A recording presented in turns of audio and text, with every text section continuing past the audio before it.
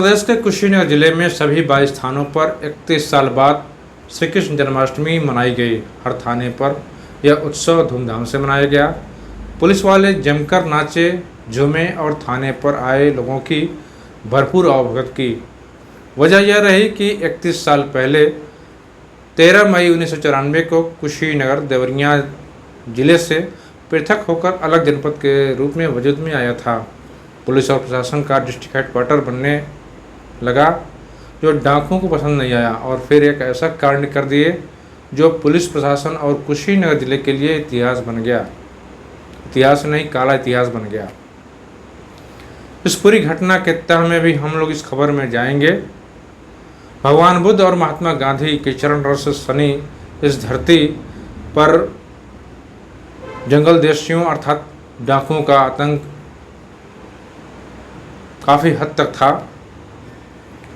उनके इस जुल्म का खात्मा कैसे हुआ, यह भी इस खबर में आपको बताएंगे। नमस्कार, मैं राकेश कुमार गौड़ और आप देख रहे हैं पूर्वांचल न्यूज़ टुडे। कुशीनगर जिले की सभी 22 थानों पर 31 साल बाद जो श्री कृष्ण जन्माष्टमी मनाई गई, उस घटना की वजह बड़े ही मार्मिक है। बिहार के जिस पश्चिमी चंपारण में राष्ट्रपिता महात्मा गांधी अर्थात बापू ने अंग्रेज़ों की नील की जबरन खेती कराने के विरोध में सत्याग्रह आंदोलन छेड़ा था, जो बाद में पूरे देश में फैला, वह बाद में जंगल डकैतों का मिनी चंबल बन गया था। जंगल डकैतों के अनेक बड़े गिरोहों ने यहाँ तबाही मचाई। उनका वर्चस्व सीमावर्ती कुशीनगर जिले से कम नहीं था। इसलिए सर्च अभियान के दौरान पडरौना कोतवाली क्षेत्र के जंगल पचरुखिया में झरही नदी में 2 सब इंस्पेक्टर सहित 6 पुलिसकर्मियों को गोली मारकर जान ले ली थी। सभी पुलिसकर्मी डकैतों से घने अंधेरे में बहादुरी से लुहा लेते हुए शहीद हो गए थे। पूरी खबर आपको विस्तार से बताते हैं। 13 मई 1994 को जिला कुशीनगर बना और उसी साल 30 अगस्त 1994 को पडरौना कोतवाली क्षेत्र के पचरुखिया में जंगल डकैतों अर्थात डाकुओं ने अपना विरोध जताया। पुलिस कर्मियों से डाकुओं का आमना सामना हुआ। जन्माष्टमी की अंधेरी रात में झरही नदी में उप निरीक्षक अनिल कुमार पांडे, उप निरीक्षक राजेंद्र यादव, कांस्टेबल नागेंद्र पांडे, खेदन सिंह, विश्वनाथ यादव और परशुराम यादव के साथ नाव लेकर उतर गए थे। डाकुओं से लोहा लेते समय ये सभी पुलिसकर्मी शहीद हो गए थे। पडरौना कोतवाली में इनकी याद में स्मृति द्वार बनाया गया जो आज भी है और तभी से पडरौना कोतवाली ही नहीं, पूरे समूचे जिले के सभी थानों में वह रात, वह दिन, वह घटना काले अध्याय के रूप में दर्ज कर दी गई और तभी से कुशीनगर के थानों में श्री कृष्ण जन्माष्टमी नहीं मनाई जा रही थी। फिर ऐसा क्या हुआ कि 31 साल बाद श्री कृष्ण जन्माष्टमी धूमधाम से मनाई गई, आपको आगे विस्तार से बताते हैं। लेकिन इससे पहले ये बताते हैं कि कुशीनगर और इससे सटे बिहार प्रांत के पश्चिमी चंपारण जिले में डाकुओं का आतंक किस तरह से छाया हुआ था, कैसे कैसे उन लोगों ने जुल्म किए और उनके प्रभाव, उनकी दमनकारी नीति या उनके वर्चस्व के आगे किसी की बोलती बंद हो जाती थी। डकैतों ने 13 लोगों को लाइन में खड़ा करके मार दी थी गोली। कुशीनगर जिले के खड्डा थाना क्षेत्र के मरचावा गांव में हुए नरसंहार और उस दौरान फायरिंग की गूंज शासन तक पहुंच गई थी। 30 मार्च 1989 की उस काली शाम को मरचावा गांव आज तक नहीं भूला सका, जब गांव के 13 लोगों को एक लाइन में खड़ा करके डाकुओं ने गोलियों से भून दिया था। आसपास खड़े 1 दर्जन से अधिक लोगों को भी गोलियां लगी थीं। डाकुओं के गैंगवार के निर्दोष ग्रामीण शिकार बने तो पूरा प्रदेश सिहर उठा था।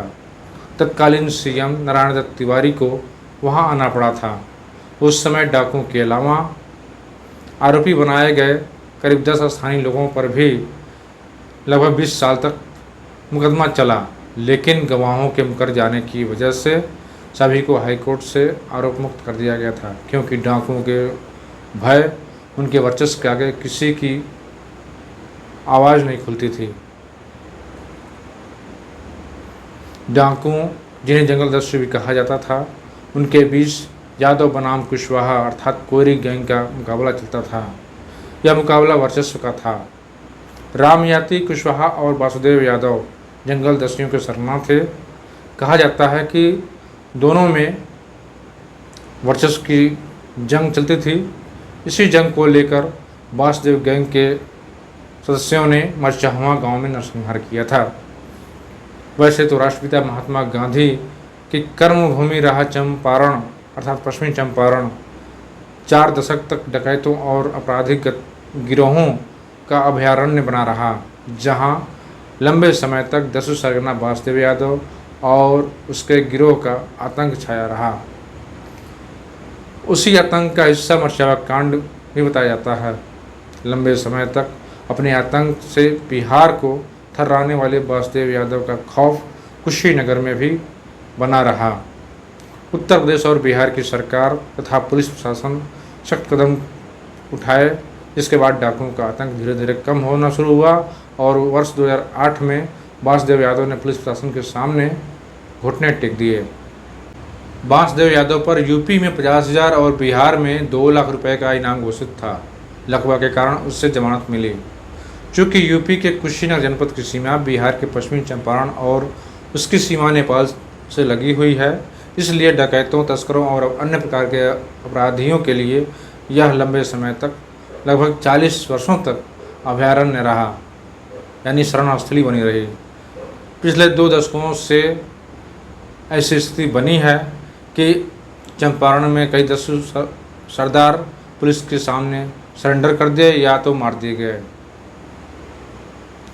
अब ये घटना हम और बताते हैं, जिसमें पश्चिमी चंपारण जिला का ही एक जगह है गाय घटवा, जो मिनी चंबल के नाम से जाना जाता था। क्यों, वो बताते हैं आपको। कुशीनगर से सटे बिहार के पश्चिमी चंपारण जिले के बगहा एक प्रखंड का गाय घटवा गांव दस्यु गिरोहों के चलते मिनी चंबल के नाम से जाना जाता था। डाकुओं का खौफ दिन में या लोगों के दिल में इस कदर समाया था कि हजारों लोगों से आबाद या पूरा गांव ही उजड़ गया। मरघट की वीरानगी छा गई। इस गांव में 500 परिवार रहते थे। 4 अगस्त 1994 की वह खाली रात थी। उस रात राम भजू गिरोह के डकैतों ने हमला बोल दिया। टेनी यादव, रामजी यादव और तपन शाह की हत्या कर दी।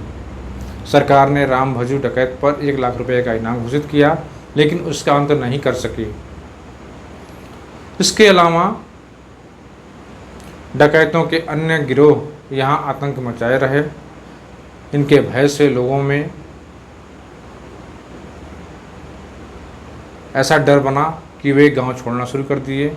एक के बाद एक सभी परिवार छोड़कर, घर गृहस्थी छोड़कर, खेती बाड़ी छोड़कर चले गए। कुछ परिवार चौतरवा, बथवरिया, बहुवरवा और लगुनाहा समेत अन्य गांव में जाकर बस गए, तो कुछ ऐसे भी रहे जो बाहर कमाने चल गए।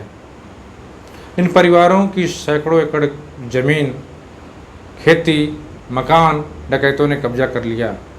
लोग इसे मिनी चंबल के नाम से ही जानने लगे इन घटनाओं के बाद से। आपको बता दें कि कुशीनगर जिले के एसपी रहे लव कुमार ने भी जंगल डकैतों पर अंकुश लगाने के लिए काफ़ी प्रयास किए थे। उन्होंने कुशीनगर जिले के सीमावर्ती क्षेत्रों में काम्बिंग कराई थी और कई बदमाशों को, डकैतों को आत्मसमर्पण के लिए विवश कर दिया था। उनके कार्यकाल में ही एक गणेश नगर भी बसाया गया था, जो सीमावर्ती गंडक नदी के आसपास का क्षेत्र था और दुआबे में बसा हुआ था।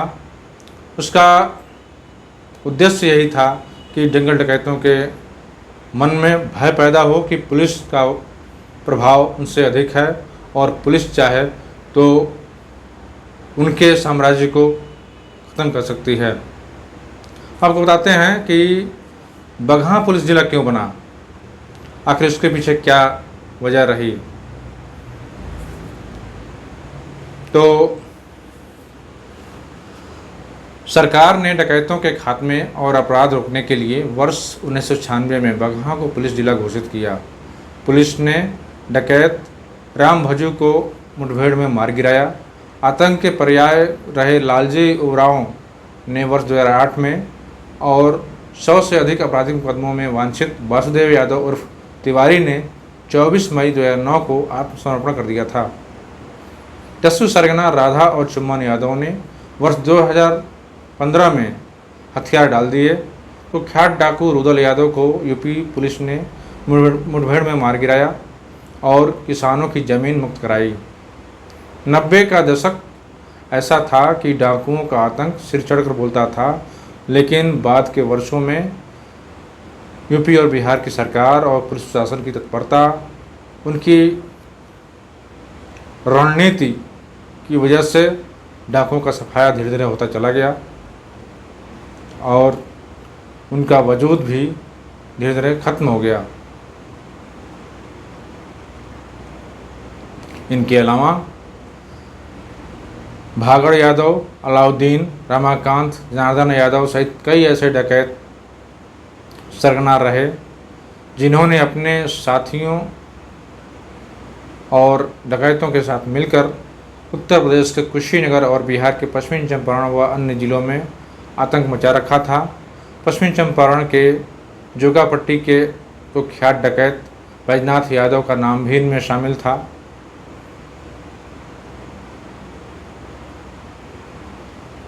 जो धीरे धीरे समय के साथ खत्म हो गए या फिर पुलिस के सामने आत्मसमर्पण कर दिया और जेल की हवा खा रहे हैं। कुल मिलाकर कहने का उद्देश्य ये था कि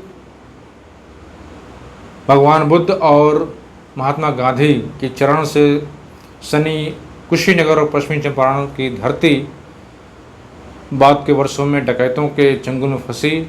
उनका आतंक इस कदर था कि लोग थर्राते थे उनके नाम से, लेकिन समय बदला और उनका आतंक खत्म हुआ। उसी आतंक का एक नमूना यह था कुशीनगर जिले के पडरौना कोतवाली के जंगल पचरुखिया में पुलिस और डाकुओं के बीच हुई मुठभेड़। हम आपको बता देते हैं कि महात्मा गांधी को कुशीनगर के रास्ते पश्चिमी चंपारण क्यों जाना पड़ा था। तो 1917 की बात है। पश्चिमी चंपारण जिले में और समूचे बिहार में नील की खेती के लिए अंग्रेज़ लोगों पे जबरियत दबाव बनाते थे। उन्हें नील की खेती करने के लिए विवश कर देते थे। नील की खेती ऐसी खेती थी जिसमें एक तो पैसे कम मिलते थे और दूसरे उनसे इस खेती करने के एवज में अपने स्वास्थ्य के साथ समझौता करना पड़ता था क्योंकि नील की खेती के दौरान लोग बीमार पड़ जाते थे और उनकी जान चली जाती थी, जिसकी वजह से इन लोगों ने नील की खेती का विरोध करना शुरू किया। महात्मा गांधी पश्चिमी चंपारण पहुँचे 1917 में, अप्रैल 1917 में, और उन्होंने इसका पुरजोर विरोध किया और उन्होंने वहीं से सत्याग्रह आंदोलन छेड़ा जो पूरे समूचे भारत में फैला। महात्मा गांधी जब पश्चिमी चंपारण जा रहे थे तो वह कुशीनगर के दुधही क्षेत्र में भी रुके थे। दुधही में उनका गांधी चबूतरा इस बात का सबूत है, जहाँ पे गांधी जयंती के दिन लोग महात्मा गांधी को याद करते हैं और उन्हें श्रद्धांजलि अर्पित करते हैं। कुल मिलाकर पूरी खबर का लबोलुआब ये था कि जंगल डकैतों का आतंक कुशीनगर जिला और इससे सटे बिहार के पश्चिमी चंपारण जिला में सिर चढ़कर बोलता था। उनके आगे किसी की हिम्मत नहीं होती थी कि वो अपने मन से कुछ कर पावें और उनके इस दुस्साहस के पीछे कुछ सफ़ेदपोश नेताओं का हाथ भी हुआ करता था। खैर, उसी घटना और उन्हीं डकैतों की वजह से पटरौना कोतवाली क्षेत्र में वह मुठभेड़ हुई थी श्री कृष्ण जन्माष्टमी के दिन, जिसमें 2 सब इंस्पेक्टर सहित 6 पुलिसकर्मियों को अपनी जान से हाथ धोना पड़ा था, उन्हें शहीद होना पड़ा। और वह दिन कुशीनगर पुलिस के रिकॉर्ड में एक काला अध्याय बन गया। 31 साल तक वहाँ पे मतलब सभी थानों पे श्री कृष्ण जन्माष्टमी नहीं मनाई जाती थी। मौजूदा एसपी संतोष कुमार मिश्रा ने जब इस बारे में जानकारी प्राप्त की तो उन्होंने इस मिथक को तोड़ा और 31 साल बाद यानी इस जन्माष्टमी को उन्होंने जनपद के सभी 22 थानों में श्री कृष्ण जन्माष्टमी धूमधाम से मनवाई। खुद भी उसमें शामिल हुए। पुलिसकर्मियों ने भजन कीर्तन गाए, उत्सव मनाया, धूमधाम से कार्यक्रम हुआ, लोग उसमें शामिल हुए और इस तरह से 31 साल पुराना जो एक ऐसा समय था जिसे लोग श्री कृष्ण जन्माष्टमी नहीं मनाते थे, अपशगुन मानते थे या उसको जो है कि उस घटना को याद करके इतने दुखी थे, उस चीज़ को किनारे किया गया और श्री कृष्ण जन्माष्टमी धूमधाम से मनाई गई। ये पूरी खबर हमने करीब 20 साल पुराने अखबारों के पन्ने पलटे, उनमें सर्च किया और तब जाकर के आपके लिए ये महत्वपूर्ण जानकारियाँ जो कुशीनगर और बिहार के पश्चिमी चंपारण, बगहा से जुड़ी हुई थी, वो मैंने आपके सामने प्रस्तुत की। खबर अच्छी लगी हो तो इसे अपना भरपूर प्रेम दीजिएगा, चैनल को अपना प्यार दीजिएगा, चैनल को सब्सक्राइब करिएगा, खबर को अधिक से अधिक शेयर करिएगा और खबर पर अपनी राय ज़रूर दीजिएगा। फिर मिलते हैं एक नई खबर के साथ, तब तक के लिए धन्यवाद, नमस्कार।